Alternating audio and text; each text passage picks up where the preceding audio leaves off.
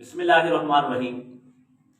ہمارے نبی کریم صلی اللہ علیہ وآلہ وسلم نے اس چیز پر بہت زیادہ زور دیا کہ نوجوان لڑکیوں کو چاہیے کہ وہ پردہ کریں، کیونکہ قرآن مجید میں بھی حکم آیا ہے کہ جتنے بھی لڑکیاں ہیں وہ پردہ کیا کریں۔ آج کے نوجوان کی بربادی کا سبب جو ہے وہ عورت ہے۔ کیوں کہ ہمارے معاشرے میں پردہ نہیں ہے۔ ہمارے معاشرے میں جتنے نوجوان ہیں یہ پردہ کرنے کی کوشش نہیں کرتے، بلکہ یہ تو خود چاہتے ہیں کہ بے پردہ عورت ہمارے سامنے آئے۔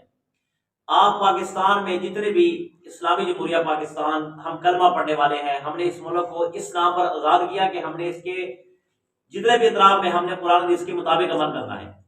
آپ کالج چلے جائیں، آپ یونیورسٹی چلے جائیں، آپ اسکول چلے جائیں، وہاں پر لڑکیاں اور لڑکوں کا آپس میں ملاپ سے یہ مراد ہے کہ بغیر پردے کے آتی ہیں اور آپس میں ایسے باتیں کرتے ہیں کہ جیسے یہ بہن بھائی ہوتی ہے۔